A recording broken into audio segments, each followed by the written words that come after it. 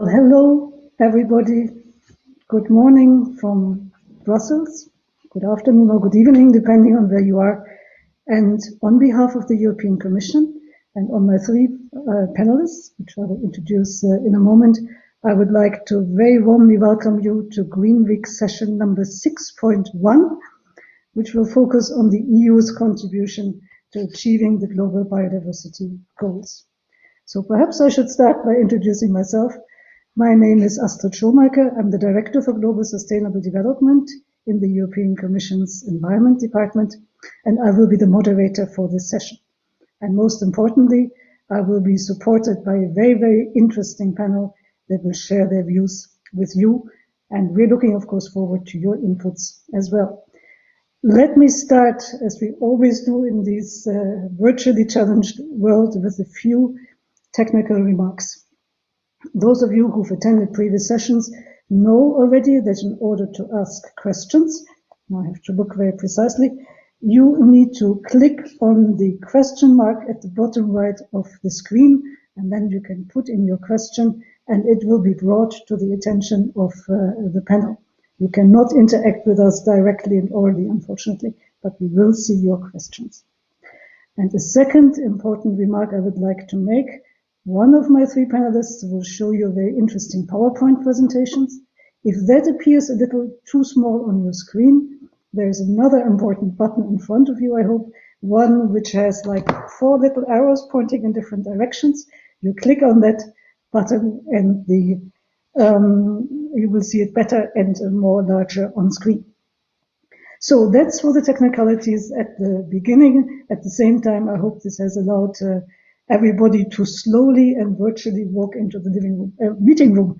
And of course, we would have liked to see you all in person, to interact more directly. Instead, you see I'm sitting in my living room, and our panelists are also all interacting from home. Hopefully, this virtual format allows some of you that might not have been able to come to Brussels to be with us and be able to talk to us. So, what is the session about? It's entitled The EU's Contribution to Achieving the Global Biodiversity Goals. So it is chiefly about considering what international action we need to take to address the drivers of biodiversity loss and how we can scale up this action. And in that, the panelists, and hopefully you, will consider how EU development cooperation can work with its partners and stakeholders to contribute in the best possible way to this process. And when I say your contributions, please feel free to ask questions, but please give us also your comments and your input. Now, before I introduce the three panelists, whom unfortunately you can't see for the moment, I would like to just make a few sort of remarks to contextualize this session. I think many of you will know that it's useful to go back just 1 year to 2019, when the Intergovernmental Science Policy Platform on Biodiversity and Ecosystem Services published its global assessment. And that was a wake-up call beyond the biodiversity or the environmental community, reaching a much broader audience. Because once again, unfortunately, the IPBES had to say very clearly, biodiversity loss is still increasing at an unprecedented rate. And they came with a figure that stuck in so many minds and made so many headlines. 1 million species are at risk of extinction. And that's also very, very important, the loss of biodiversity is not just the loss we mourn for the sake of biodiversity and of animals and species. The loss of biodiversity is jeopardizing, they said, the achievement of many SDGs, because so many SDGs, Sustainable Development Goals, depend on nature. But they also came with a positive message of hope. They said the next 10 years, and now we have to say the next 9 years, will be crucial for avoiding irreversible damage and potentially ecosystem collapse. So a message of urgency coming from the scientists. And then fast forward 1 year to September 2020, the 5th Global Biodiversity Outlook, published in mid-September. Again, confirming this bleak picture and saying that unfortunately none of the Aichi biodiversity targets, so the current targets under the Convention for Biological Diversity, which were agreed in 2010, has been met in full. No target has been met in full. And they also said that actions have increased and they generally have had a positive impact, but the drivers of loss have increased faster. So we got two messages from the scientists. We have to act urgently and we have to do more. And the third one, if we do, we still have a chance to stop this trajectory. And in this context, that was then very important that at the end of September, on the 30th of September, world leaders met virtually again at the UN Biodiversity Summit in the margins of the UN General Assembly High-Level Second. And that was a unique event that really raised the attention to biodiversity to the level of heads of state and government, who generally spoke very strong words and committed to very strong action. It was also preceded by the Pledge of Nature, to which 78 leaders and the EU signed up, again, committing themselves very strongly and unequivocally to addressing biodiversity and ecosystem loss. So against this background, we have a momentum which we really need to keep going. And we have our citizens that support us because they see what biodiversity loss means and what the consequences are and how it is interlinked with climate change. And we have business leaders who understand that they have to make a contribution and are increasingly coming to the table and want to make a contribution. So it is so important that the global process is moving on and that despite the pandemic, we are continuing with our preparations for the post-2020 global biodiversity framework. We were hoping it would be agreed this year at the Conference of the Parties of the CBD in Cumming. Because of the pandemic, this was postponed by 1 year. We're now looking at autumn 2021, and then we hope we can put a new global biodiversity framework in place. Now, if we talk about the EU's contribution, and with that I really want to sort of end my closing remarks, of course, and that is the ambition of the European Green Deal. As EU, we say we would like to lead this process, and we don't just want to lead with words. We also want to walk our talk, and that's why we came out with the biodiversity strategy for 2030 earlier this year. It has been already discussed in a number of other sessions, so we will not go into this in this session in detail. But the important thing is, it says we will lead by example, and it comes forward with a whole range of proposed commitments, from protecting 30% of the EU's land and seas to reducing the risk and from pesticides and their use, reducing pollution, stepping up the circular economy, so addressing unsustainable consumption and production, restoring free-flowing rivers, 25,000 kilometers we have proposed, planting additional trees, etc., etc., etc. A whole range of measures we are proposing to demonstrate that we want to take ambitious action and not just want others to take this ambitious action. But the focus of this session is on the international policy context. And for that, I now come to introducing my panel. And we have, in fact, three very interesting speakers who I think will give us different perspectives on this question. And I will introduce all three of them in a row, even if you can only see them when they finally take the floor. So let me warmly welcome, first of all, Ms. Carla Montesi. Carla very kindly stepped in at the last moment for Director-General Kuhn-Duns, who became unavailable, unfortunately. Carla is the director in the Directorate-General for Development Cooperation of the European Commission, and she is more specifically dealing with the well-being of the planet. I'm sure she will say a bit more who she is in a moment. Our second panelist is Ms. Tracey Cumming. She is technical advisor to the UNDP's Biodiversity Finance Initiative, and as such, also a member of the CBD expert panel on resource mobilization. Welcome to you too, Tracey. And last, but no means least, Mr. Felipe Garcia Echeverri, Ambassador of Colombia to Belgium, Luxembourg, and head of Colombia's mission to the EU. He once again finds himself on an all-female panel. We have subjected him to this experience before, and I'm sure once again he will make an excellent contribution as well. So welcome to all three of you. Before I give you the floor, I say once again, for everybody who has joined a bit late, please, if you would like to comment or ask a question, I cannot give you the floor, but please send your questions or short comments through the chat using the button at the bottom right of your screen. So that's where we are, and I've already spoken too long. I give the floor to our speakers. Carla, would you like to kick off and perhaps speak in around 5 minutes, giving us your perspective? Thank you. Thank you, Astrid. I'm very happy to join the Green Week and to join your panel. As you started by saying, this year was expected to be the superhero for nature. With the nature, the agenda has moved, but the urgency of the biodiversity crisis. Carla? Yes. Sorry, I need to interrupt you for a moment. You have a strong echo on your line. At least that's the way I hear you. What Can you try again? That I have a strong. We were testing before, so maybe the technical service can help me on this. Sound it's fine apparently now. Okay, thank you, Astrid. I start once again, but I was saying that, of course, as you mentioned, Astrid, this year was expected to be the superhero of nature.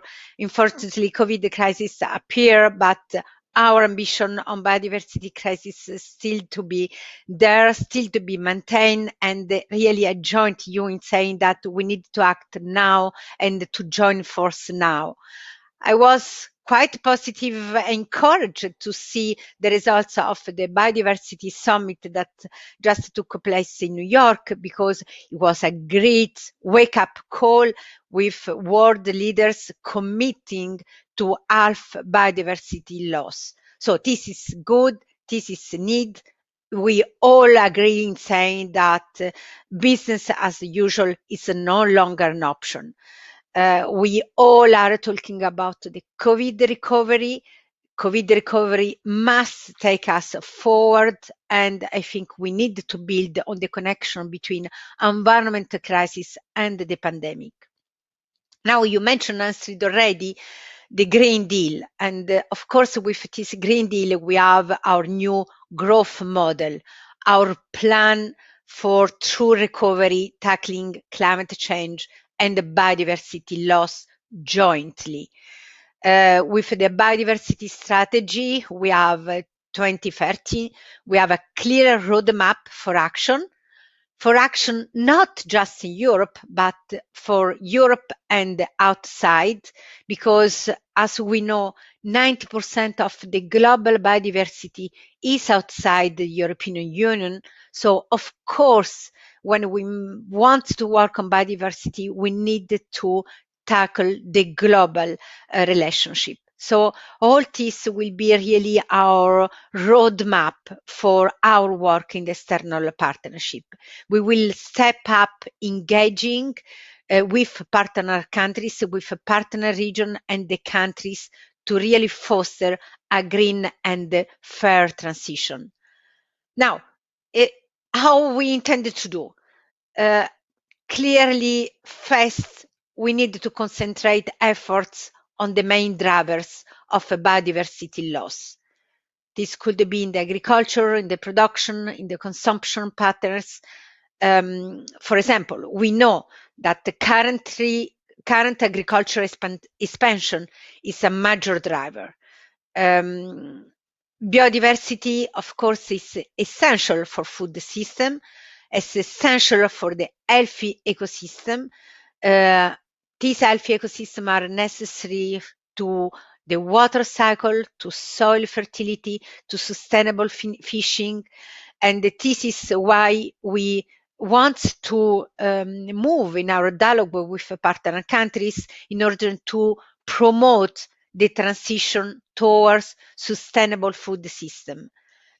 The idea is to work more into an integrated action with promoting agroecological approaches and supporting the implementation of the International Treaty on Plant Genetic Resources for Food and Agriculture to protect agrobiodiversity. This is one first strand of action. In addition, we think that we need to develop specific response for biodiversity conservation that benefit local population and the most vulnerable. If we want to have partner countries around the world with us in dealing with this ambition, we really need to demonstrate the benefit of our action in safeguarding biodiversity.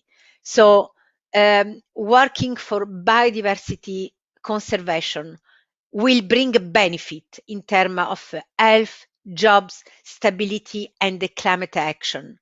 And we need to identify this co-benefit. Also, we need to identify the co-benefit in nature and the climate, also on all the policy areas.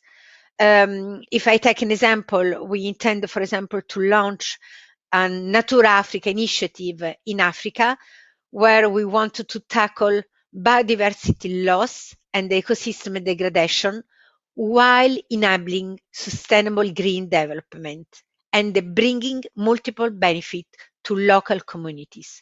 So when we speak about this, we need to outline the benefit also in terms of the social and the economic. Now, in all this, there will be no one size fit for all approach. We really, in each country, in each region, we need to look at better policy, at a regulatory framework, including taxation, and a favour green investment. And this has to be an approach country by country. Now, how we intend to proceed in all this in our dialogue with our partners. We, as you know, we are preparing our future next financial intervention for the next 5 years. We want not to be alone on this. We want really to join force to conserve, use sustainability, share equitably, and restore nature. And we want to join force with our financial institution, with our member states. So the idea is really to propose joint response, Team Europe initiative, what we are talking, and we have started our work in preparing this Team Europe initiative. I can give from now some example.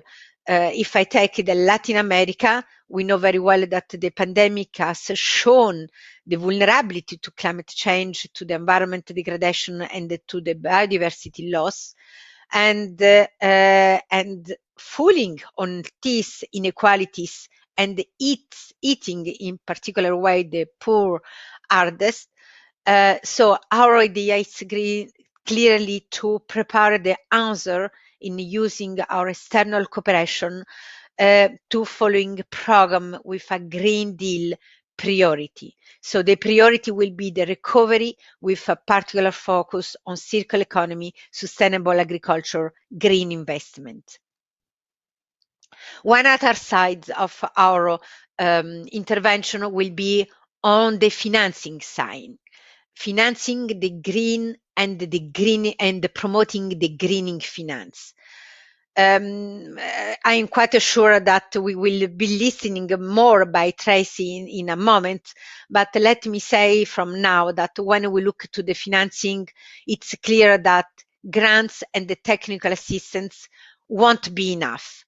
We need to mobilize new financial tools that will help us in de-risking new investment, also in particular for the green investment, because we know very well that when we look to the investment focusing on biodiversity, the return on investment is insufficient for the private investors. So we clearly need some new financial instrument that will create incentive and leverage. And I am very happy to say that when we look to the new financial instrument, the NDCI, we have foreseen an amount for more than 60 billion of euro just to dedicate to promoting investment and promoting green investment. So some example could be clear with this green. We want to use this new financial instrument also to scale up production techniques that will help to have an healthy ecosystem. So investment in the agroecology, in agroforestry, in sustainable fisheries, or simply we want to create more favorable conditions for green investors.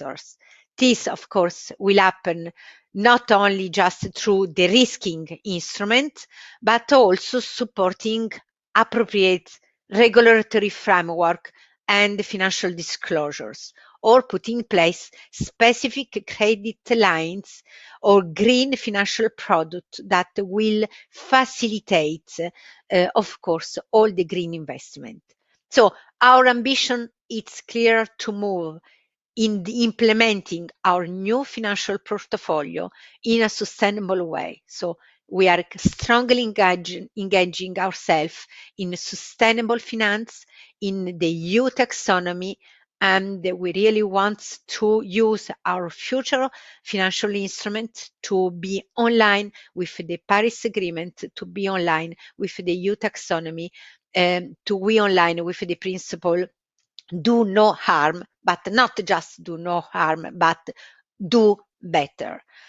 Now, let me maybe ending saying that we are really engaging ourselves on the building back better.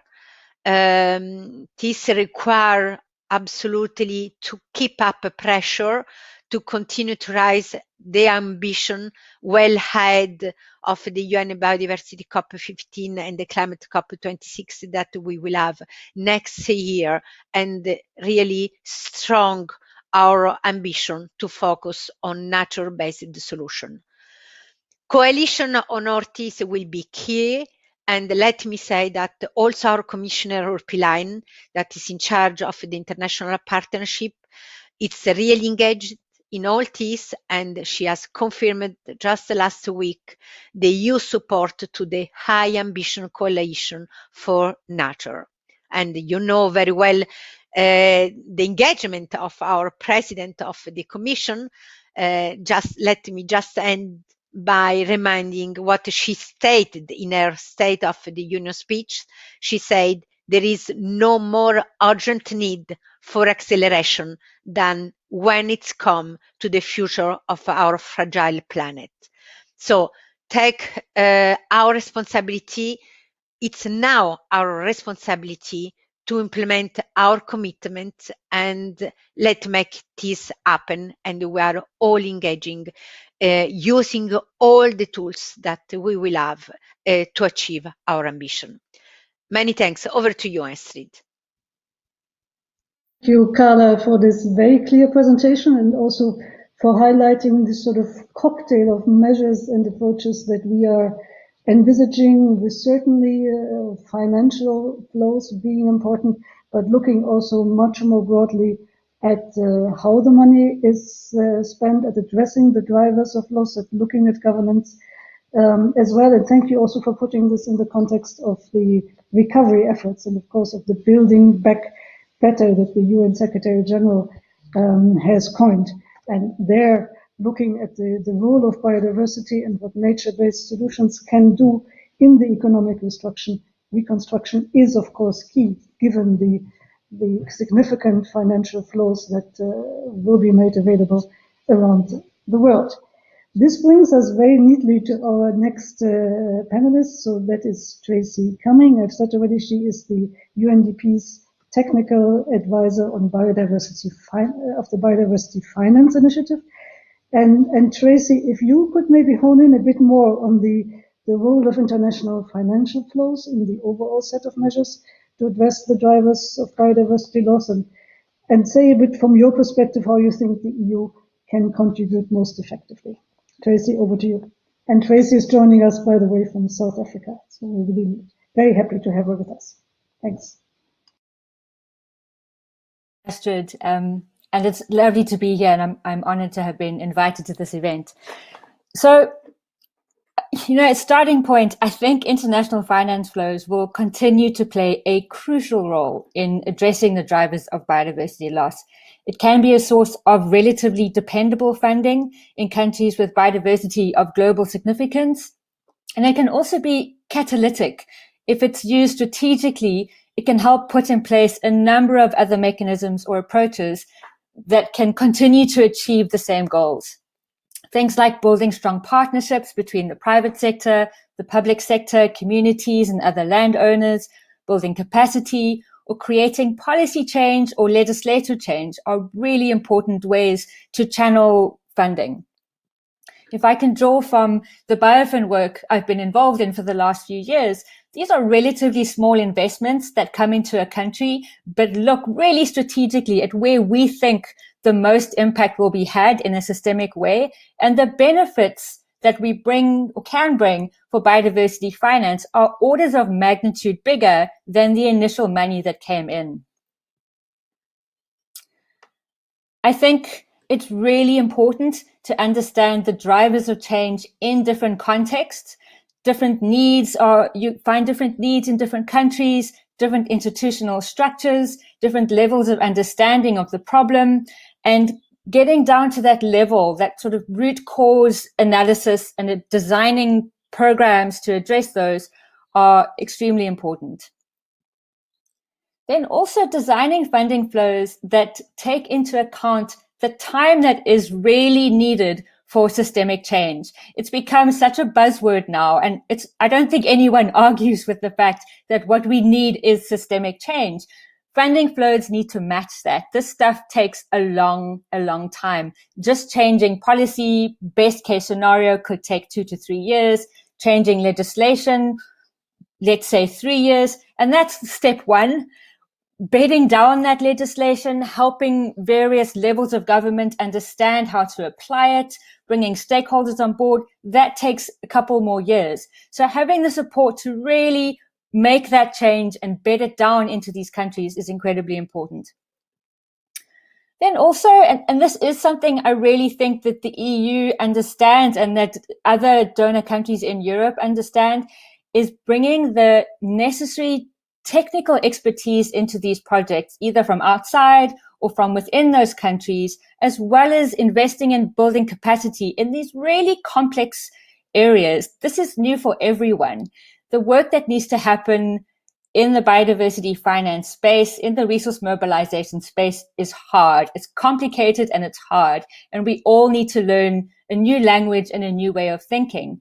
And bringing in the necessary skills and training is going to be fundamental to this. Then seeking co-benefits, and I know this has already been touched on, seeking co-benefits with different funding streams, really just understanding the importance of biodiversity in achieving all of the SDGs and seeing this coming all the way through into all the funding streams for the Sustainable Development Goals. Climate change is an obvious example, using climate change funding for nature-based solutions. I know the AFD is committing 30% of their climate change money to be going towards nature-based solutions. And more donor initiatives to make these commitments would be incredibly powerful. But it's not just climate change. We can do this in investments in infrastructure, in water provisioning, in job creation initiatives. There are so many ways where we can build in opportunities for biodiversity positive outcomes. And at the very least, make sure there are no harmful impacts on biodiversity with these funding flows. And then finally, I'm going to be short because I'm hoping to get questions. Finally, if I can step right back, the CBD panel of experts on resource mobilization has proposed a strategic approach built around 3 components. This is generate additional resources, so bring in more money from all sources. It's reduce harmful expenditure on biodiversity, and it's enhance the effectiveness and the efficiency of resource use. So do better with what we have. And the more countries and donor institutions can get behind this thinking, this framework, and fund this approach to help countries really legitimately apply this approach, the more progress we can see. So I think with that, Astrid, I'll hand back to you. and hopefully I can say a bit more later on. Thank you. Thank you very much, Tracey. Again, a few very clear points. Now, I have to admit that I lost a little bit the technical connection in the middle, so I'm not sure I caught all of what you were saying, but I certainly caught a number of really meaningful points that you made, and that I hope participants will comment on, looking in particular also at the long time horizon for investments and for policies to take effect. And then the question, how can we sustain also the momentum and the willingness to act when the benefits are not immediately visible? That is always, I think, a key policy question in the environment field. And perhaps, but even more importantly, being able to link biodiversity with the other sustainable development goals. Many of you may be familiar with this wedding cake of looking at the SDGs, where we see the natural capital as really underpinning the achievement of the other environment, of the other goals, and making it clear that we will not have economic growth and not have well-being and not have health unless we can found this on healthy nature and on healthy ecosystems, basically. So that is super important. And we're now turning to Ambassador Garcia Echeverri, whose name I always badly pronounce, and I apologize. But he, of course, comes from Colombia, which is a mega biodiverse country. So it is really important to have his perspective on the role of international financial flows in the overall set of measures to address the drivers of biodiversity loss, of course, but also to see more in general, what should a country like Colombia do, and how can others interact with you to make it happen? Ambassador, the floor is yours. And colleagues, again, if the PowerPoint presentation is too small on your screen, please press the button with the 4 arrows and you can see it better. Ambassador, over to you. Thank you very much, Astrid. It's very pleased to see you again and be here again, as well to Carla and Tracey.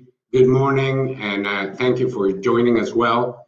I'm honored to speak to you today about one of humanity's most beautiful and ambitious objectives, without no doubt, living in harmony with nature.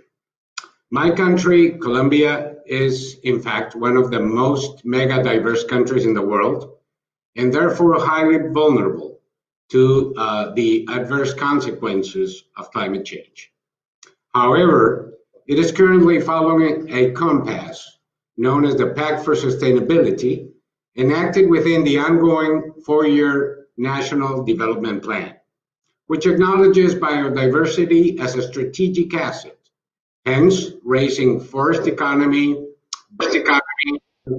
sustainable and green businesses, and for sustainable development. The latest report from the Convention on Biological Diversity, 8 necessary transitions to ensure human well-being while saving the planet.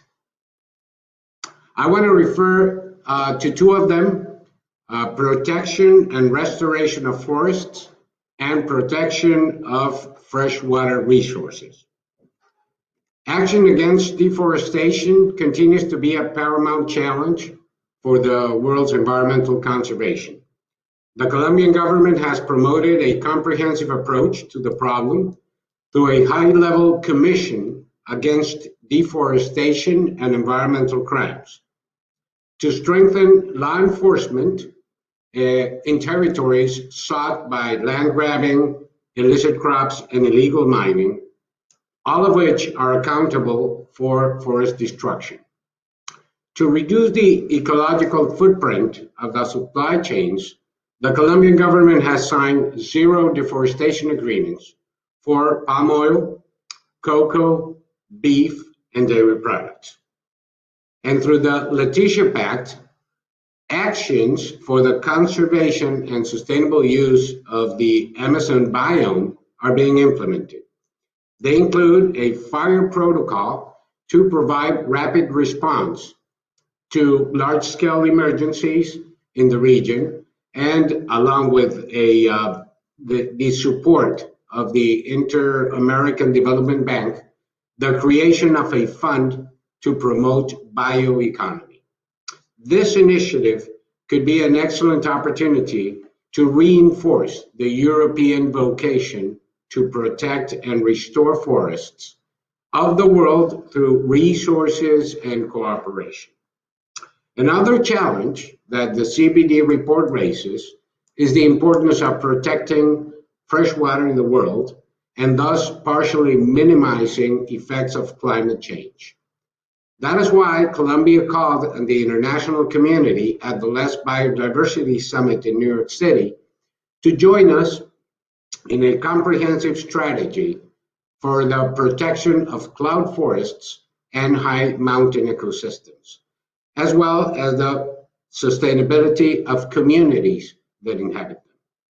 I wish to extend this invitation to the European Union today, while reminding us all that 50% of the world's cloud forests are in Colombia. With the EU, Colombia shares values, related challenges, and ambitions. The European Union's advocacy to protect biodiversity is clearly reflected in its two most recent strategies, with an ambitious and measurable plan committed with nature. On the other hand, the Green Deal is an engine of growth and recovery for Europe, which includes stopping the loss of global biodiversity with the promise to leave no one behind. I want to stress the importance of the EU aiming strategic goals and actions at a global level on enhanced cooperation with countries which are vulnerable to climate change or have higher risk of losing biodiversity, but at the same time committed to protect the environment. 5 commitments should be promoted globally to protect biodiversity, as alluded by President Iván Duque last month in New York City. The European Union shares and supports most of them. I wish to simply reiterate them here. Protect at least 30% of maritime and terrestrial areas of the planet by year 2030. Achieve sustainable production in areas of environmental impact. Integrate biodiversity in the measurement and grading of management, both on the private and governmental sectors. Promote nature-based solutions as effective tools for employment and development. And finally, increase the flow of international finance to protect and promote biodiversity. Finally, through the following visual message, Colombia wants to show you a 47-second glimpse of the beauty of nature.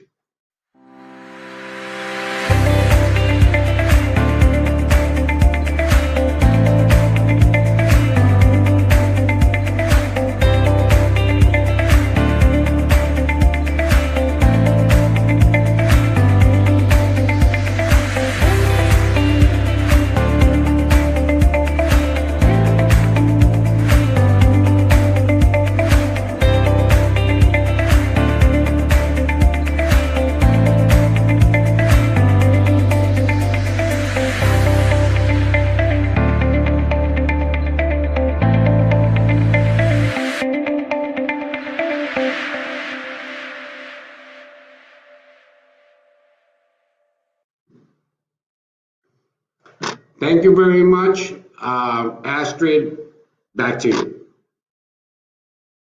Thank you, Ambassador. That was great. And in these days where we are all stuck in our homes and living rooms and whatever, it was fantastic that you allowed us to visit Colombia and see its beauty, at least virtually. So this is great. We now have another 20 minutes or so for discussion. So we'll be looking towards any comments that you may want to make. I already see one, but before we come to that, I would like to come to issues that a number of you have mentioned, or basically all of you have mentioned. And that is looking obviously at the drivers of biodiversity loss. So the need to act on biodiversity and nature itself, of course, where it's vulnerable and needs protection very clearly, but also to look at what is happening in agriculture, what is happening in our industries, and how do they impact nature. So I have probably two questions in this regard that I would be addressing to my panel members, and whoever of you wants to volunteer to step in, you're more than welcome. The first would be to really hone in on the private sector. So we have heard from all of you the importance, of course, of official development aid, but also how its amounts will never suffice in terms of addressing the challenge. So could you reflect a bit more on what can be done to make our companies, our businesses, an active partner in this endeavor? Is there any of you who would just like to press the microphone, come on screen and share your thoughts?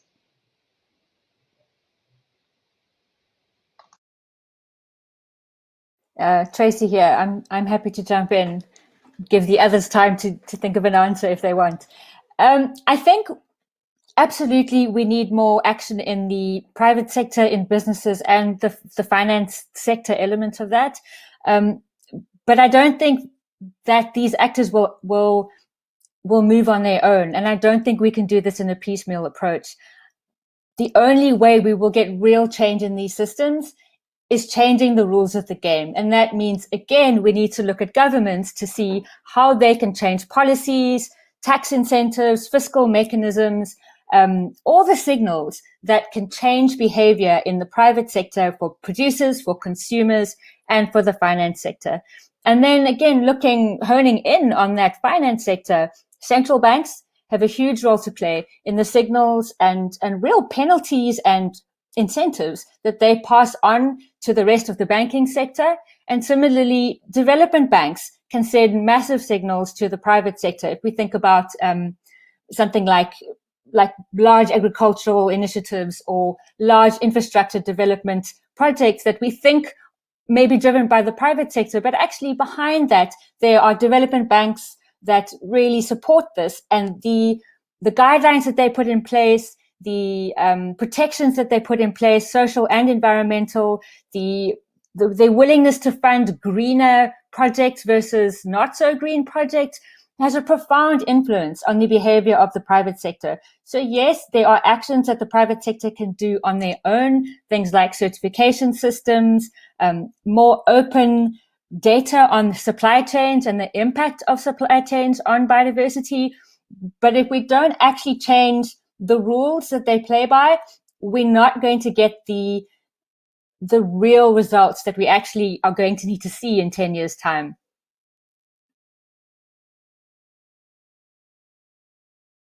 I mean, may I jump in? Thank you. Three very, very quick ideas top of our minds. Number one, I think that action targets directed on each productive sector. There are three things we already know. We have enough scientific evidence of the impact and role that each sector plays in biodiversity loss. We already know that. And we also have enough information on what we need from each sector to solve the problem. So the next step, and I have to reinforce what Tracey just said, is we need to kind of bold and design a package of actions for each one of them in order to we can mobilize that commitment. Secondly, we need to address sustainable patterns of production and consumption. Tracey also mentioned that, but it is a whole change of structure, but including the promotion of sustainable value chains is not enough. It would be incremental, but it would not generate what we have called or has been called by the convention a real transition.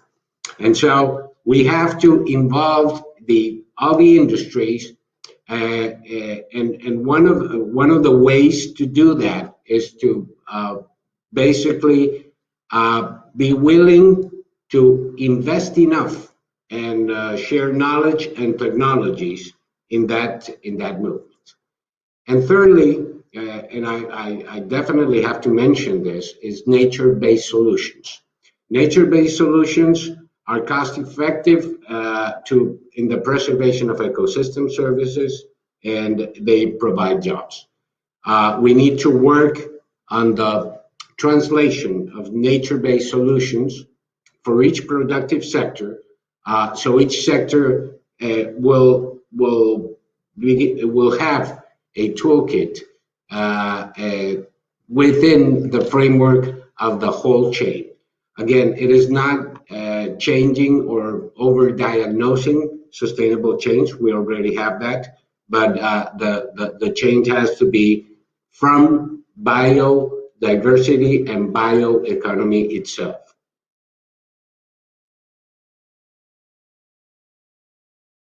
Would you like to come in too?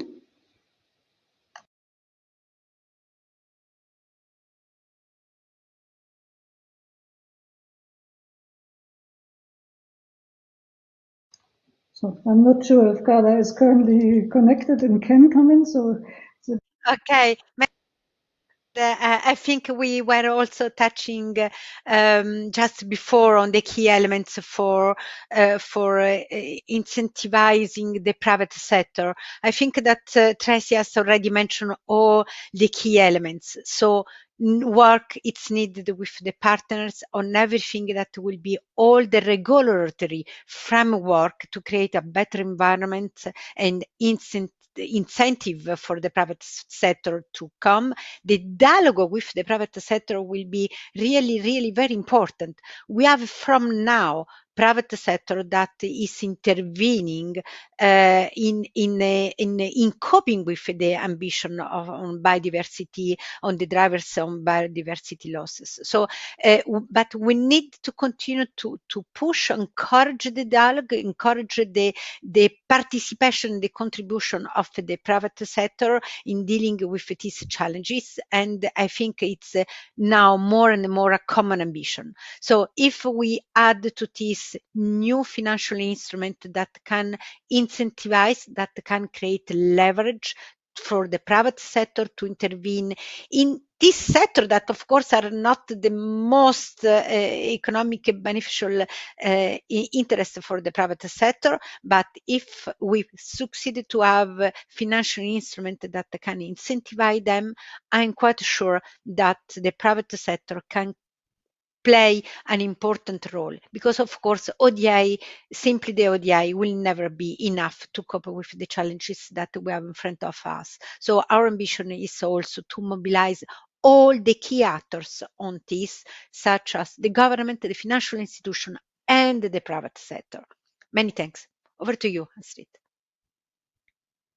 Yeah, thanks to all of you. And I would also, I think I echo obviously all you say, and again having this note of optimism. If we look at the World Economic Forum, the way they've looked at the global risks to their activities, to the global economy, biodiversity, climate change, environmental risks are up there amongst the top 5. So there is a great awareness we see in companies, and I think, and certainly speaking for Europe, we also see especially consumer companies being quite aware that the consumers look at them and ask questions about how they interact with nature. What is the impact of the products they put on the market in the countries they are sourced from?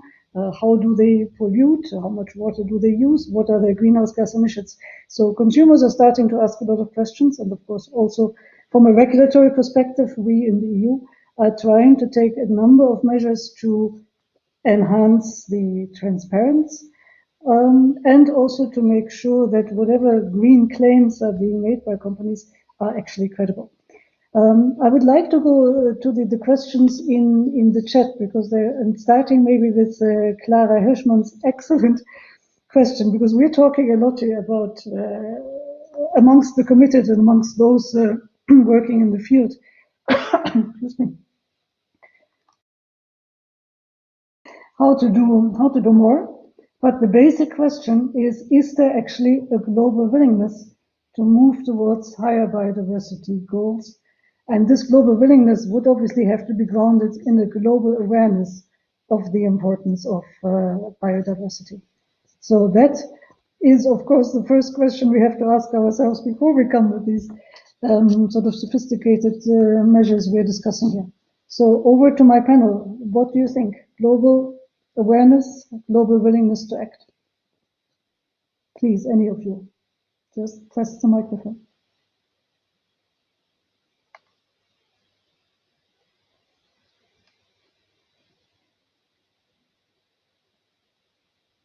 Astrid, I was hoping I wouldn't be the first one to answer this, since I don't really represent a party. What I can say from my experience is the awareness within governments and the private sector and the finance sector has never been as high as it is now. And I've been working in this field for 15, 20 years. The understanding of the need for urgency coming from so many different sources, from developing countries, developed countries, different sectors, the understanding of the importance of this has never been as high. And the understanding that we do need systemic change, that we need to reduce harm, not just get more money, that is growing. It really is growing from countries that I'd never thought I'd hear those kind of messages from. That said, politics is politics. So when we get to the actual negotiations and we get to countries facing off each other, I don't know what's going to happen. I don't know if we're going to reach agreement and all come to the table. But the things I'm hearing, the groundswell is incredibly positive. I'd be very interested to hear what my fellow panelists have to say on this. Deeper, the view from Latin America. Thank you.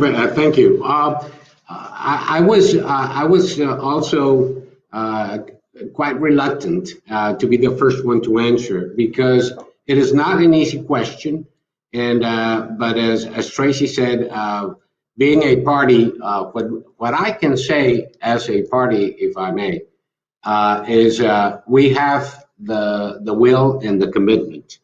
And last month in New York, the Leaders' Pledge for Nature could be a sign. And I have to mention this because without it, that idea would not be enough.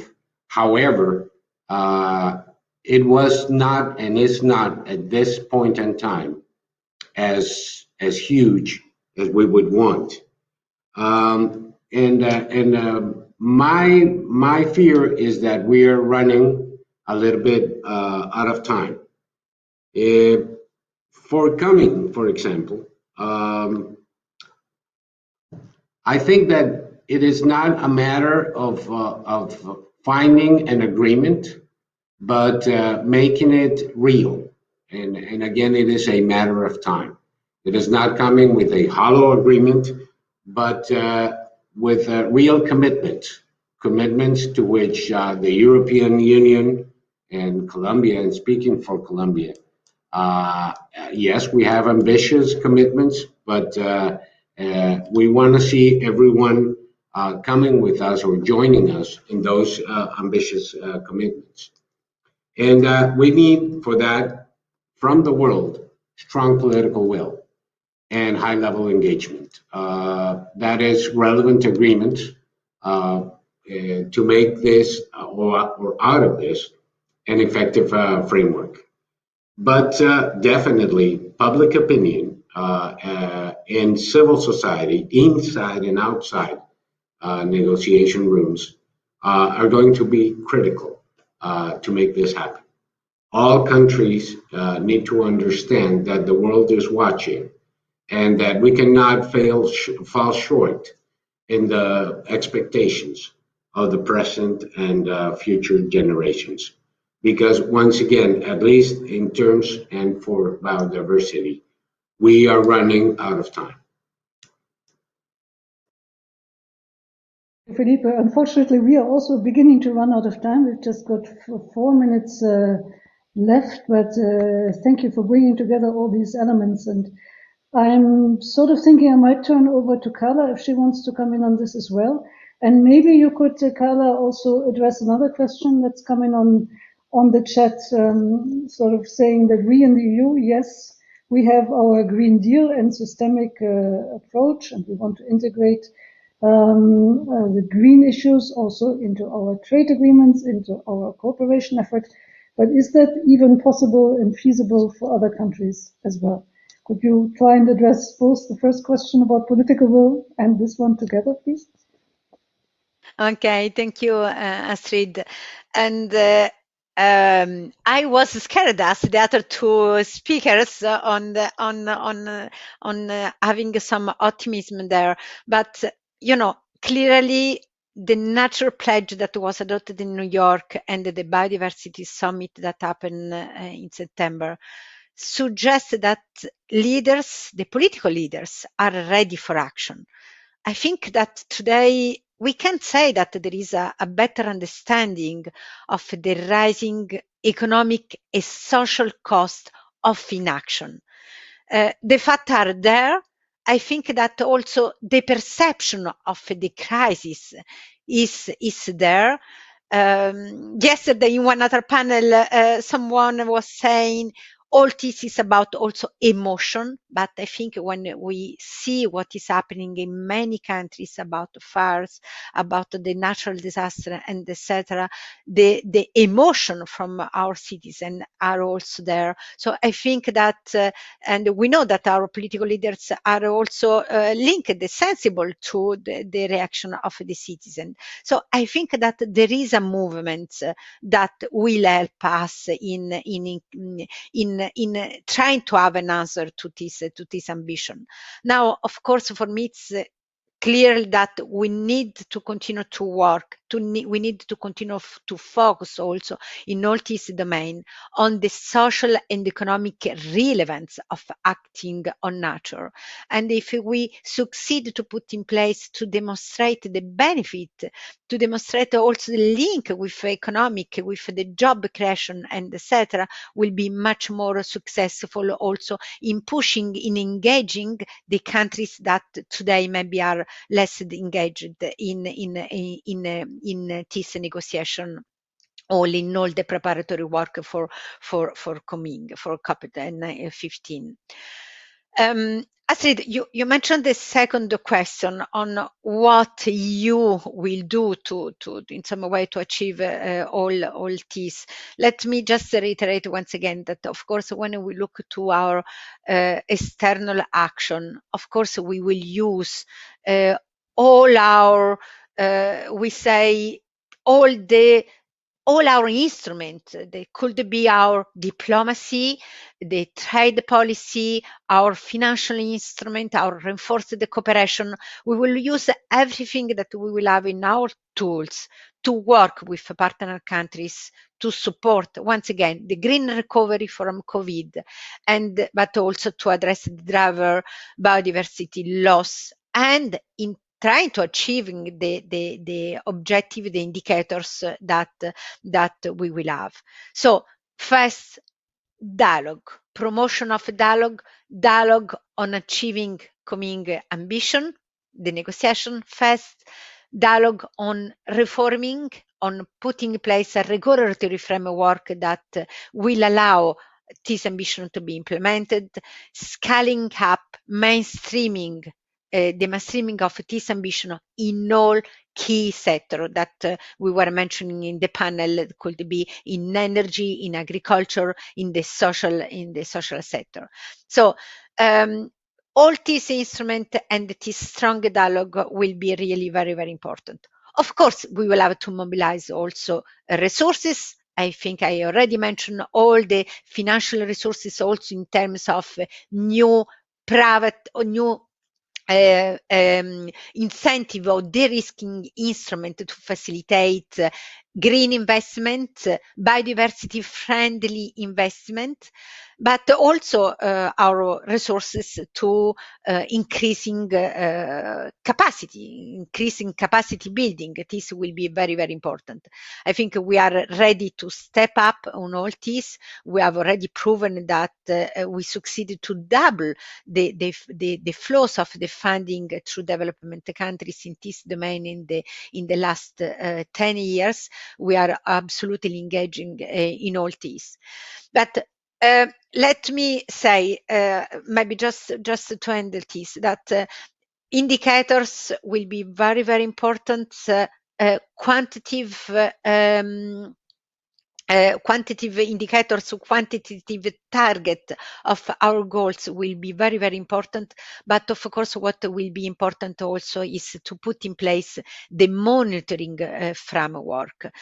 We need the solid indicators, but of course, we need also to invest today in data gathering and in putting in place, in creating the capacity in our partner countries to ensure the monitoring of all these indicators and the target goals. So working with them on capacity building, on data gathering will be also an important element of our work for the future. Over to you, Astrid.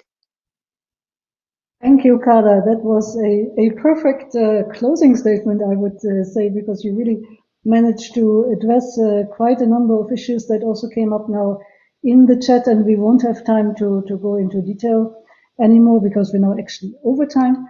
But I think you really brought together all the important issues, including in what you said at the end, which replies a bit to the last and to the very first question we never could really touch on, the importance of course,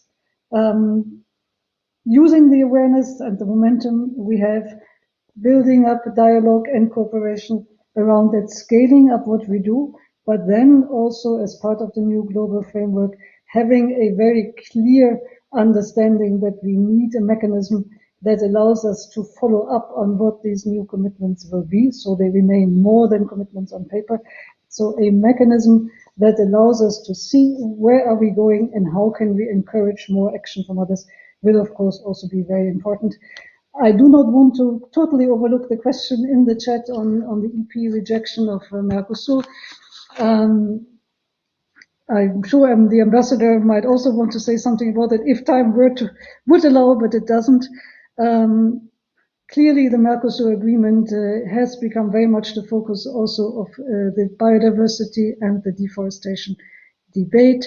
From the European Commission's perspective, I would say there are important dialogue mechanisms that the Mercosur agreement opens up and that we must use, and important commitments in the Mercosur agreement that we should not forget, related to the Paris Agreement, related therefore also to deforestation.